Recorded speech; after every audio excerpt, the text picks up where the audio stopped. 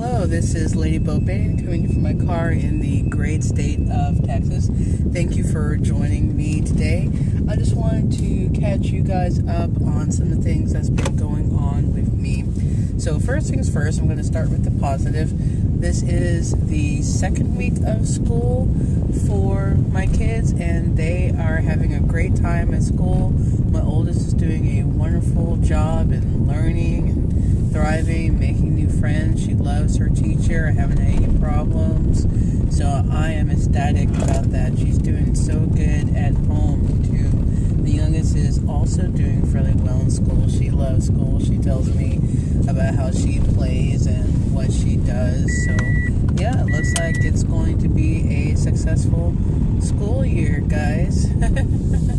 I'm so happy to see them doing so well in spite of everything. The girls did have a chance to see the ex-husband, the person who I suspect is pathologically narcissistic. They only hung out with them from 4 to 6 o'clock this past Saturday. He originally intended to have them until 7, and then he asked if I was available to pick the kids up earlier because he had to go pack. So it was revealed that he is going to be back in town. He was supposed to be able to move in on September the 2nd or something. That was Labor Day, so I wouldn't see how the office would be open, but hey, maybe he struck up a special deal with that person. I don't know what to believe when it comes to things spewing from the ex-husband's mouth, but I do know that he has been apartment hunting and looking for rental houses, and he apparently found a 2-bedroom apartment that he can afford, that he can also bring our dog Bailey to, and the dog that the new supply got, who apparently craps in the house. So I'm not sure how that's supposed to work in an apartment when you don't have a lot of land to put that dog on. But you know what their life is like doesn't concern me. What concerns me is the living environment that my children are going to be on. That's why I previously took upon myself to send the ex-husband some photos of homes for rent and things like that when I was out doing deliveries and driving around. That was back when things were okay and I wasn't on the silent treatment and people weren't mad at me. I'm sort of off the silent treatment. I'm back to being ignored. I wouldn't say back to being ignored. I've been ignored for quite a while. When the ex-husband wants something, he's all attentive to this messenger feature on the co-parenting app that we use. But if I have a question, well, I wouldn't say a question, but if I have a request and there's an expectation of him doing something and following through and being responsible and furnishing information, he's not going to do it. He's not going to be part of the solution at all. He's only going to be part of the problem. Back at the end of August, I sent him a message on the co-parenting app since he told me through a message that he was no longer going to reply to anything but app close. That there was a form that one of our child's doctors was requesting that he fill out and return. And 8 days later, he messaged me back that he didn't see the notification. But yet, he gets notifications all day long about his work, and I'm pretty certain that he pays attention to any notifications coming from the new supply messaging or calling him. And it's just not something that's a priority for him. So guys, if you're co-parenting with someone you suspect is pathologically narcissistic or who is just toxic and abusive in general, don't put high expectations on them. Now, good for you if this person that you're having to try to parent with does all the things that one would expect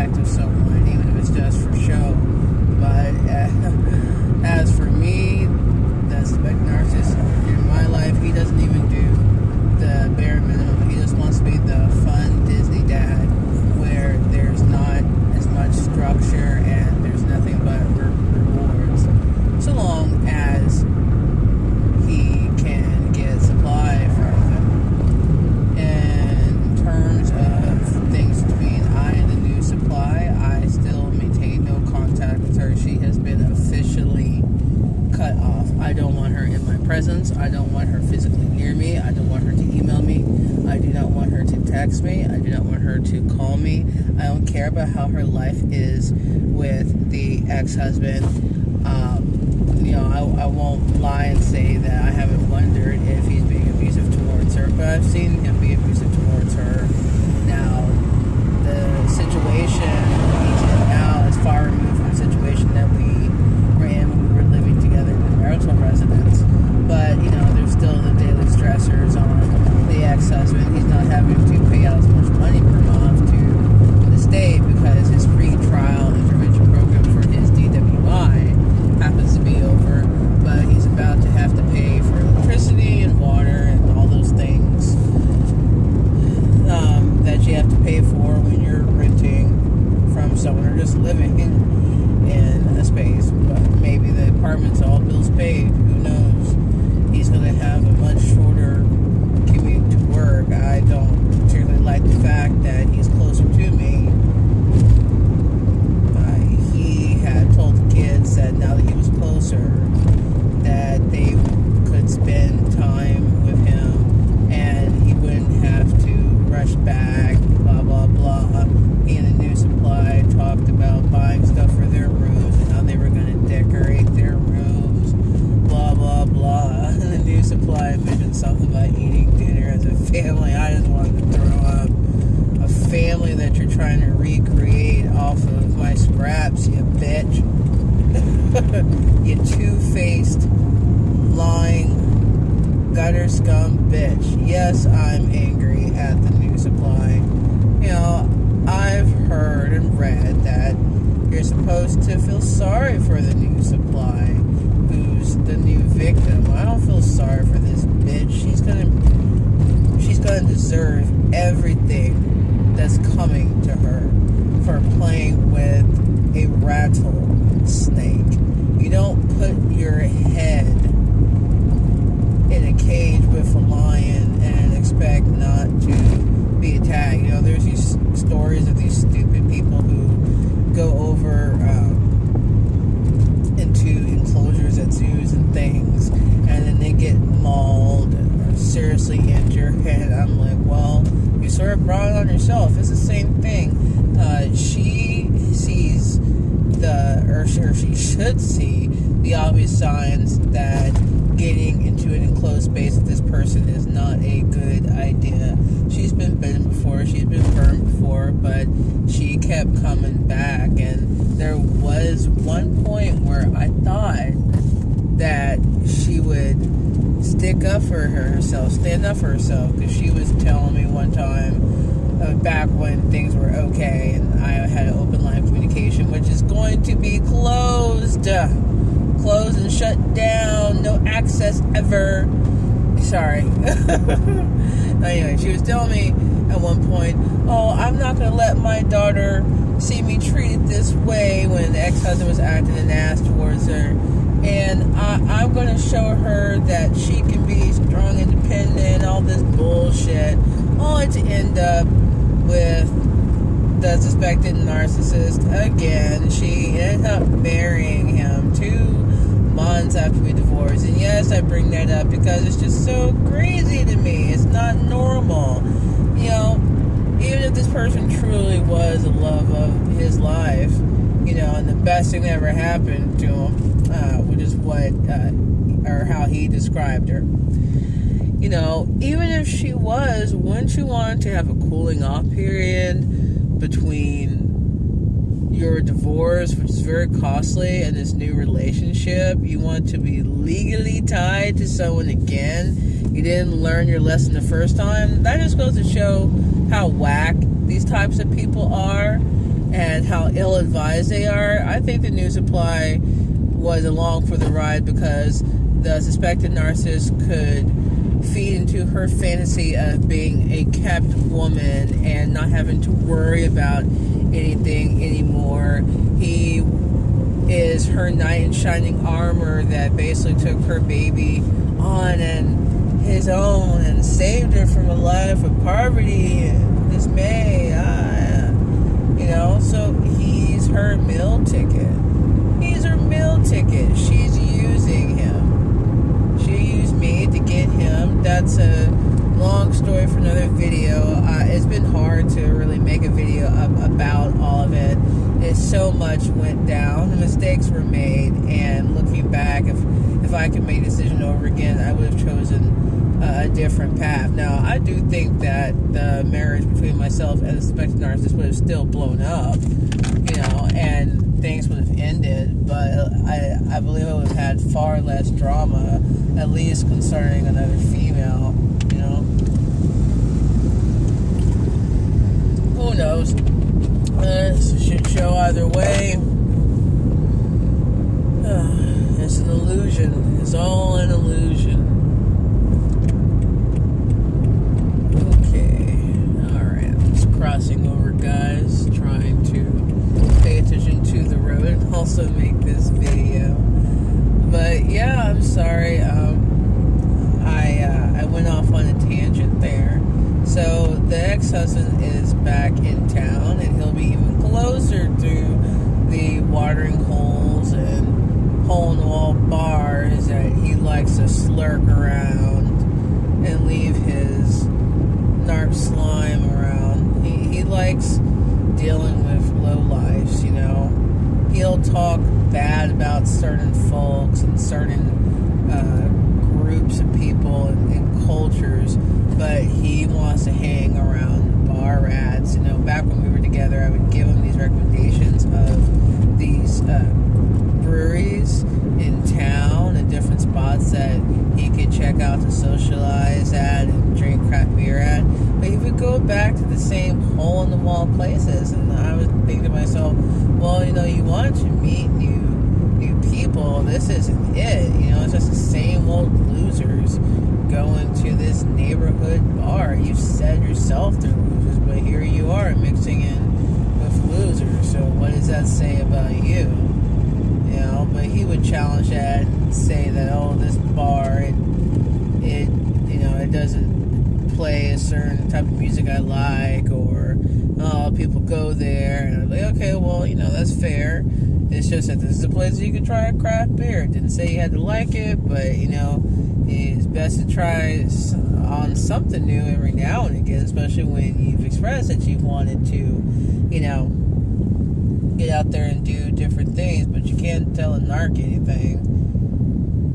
Where they're comfortable is where they're comfortable, and they don't want to break out of a comfortable habit. I know the ex-husband doesn't. One of his comfortable habits is drinking, and I do believe that he probably drank and got in his feelings and started thinking about our kids and decided that he would use that to break the ice, because gosh, the last time I talked to him was at the very end of August, and it was about a form, and this was prior to me having to communicate with him when he came to pick up the kids and whatnot. But anyway, I haven't really talked to him in a while, and there's been radio silence, so I know that he was using that bullshit about missing the kids to get me to open up and to start a conversation. He was telling me in Appalachia, if I can't see the kids, can you please let me have a video call, as if I was going to be mean and nasty and deny him that. I've told him that he's welcome to call the kids. It doesn't matter how we happen to be getting along. He's always welcome to message me and ask to speak to the kids. I told him he's always welcome to exercise his visitation in the evening times, but he hasn't done that, so I've gone ahead and moved on with my life and our children's lives. We can't stop and wait for him, and I've told my oldest, hey, if we have things to do, we can't sit and be inconvenienced by someone else. We can definitely give them the benefit of the doubt. We can give them some grace. However, at some point, we have to move on, because the world doesn't revolve around just one person. Like I tell my kids, the world does not revolve around you. That's not to say that what you feel isn't important, what you want to do isn't important, but there's a time and place for everything, and you have to prioritize. The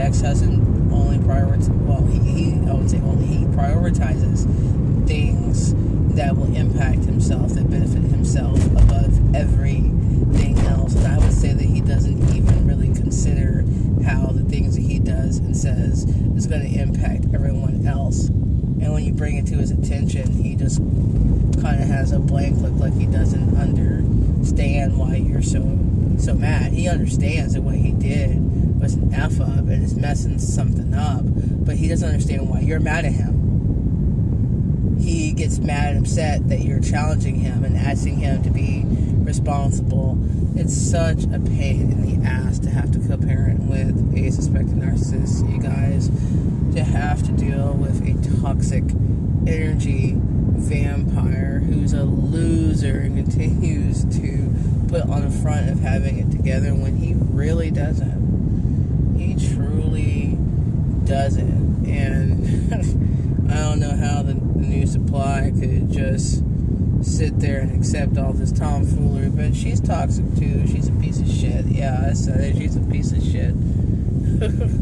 You know, she's more manipulative than the ex-husband, I would say. She certainly has him wrapped around her finger, getting him to let her spend all his money. You know, I was a stay-at-home mom the latter part of the marriage with the narcissist. I stayed home for a couple of years, and I'm transitioning away from that because I need to make money and be financially independent. But yeah, I was a stay-at-home mom, and even though I was a stay-at-home mom and relying on the ex-husband's income, I made sure to budget and spend wisely. I always reached out to him and asked him about different things and kept him in the loop about bills. He didn't want to handle things on his own. He would rather me call people and manage the accounts and stuff like that. So yeah, I went from being a helpful, loving wife in his eyes to someone who was controlling and didn't want him to have fun, didn't want him to have friends, didn't want him to just do whatever the heck that he wanted to do. So yeah, that is it for this video. It's going on kind of long. I have an interview tomorrow morning, so I hope that goes well. It's for it to go position at a grill in the area, so wish me luck. It's nice talking to you guys again. Go ahead and hit the thumbs up to like the video and hit subscribe to keep up with me, and hit the bell to be notified of new videos. It's been Lila Bain, and I'll talk to you soon.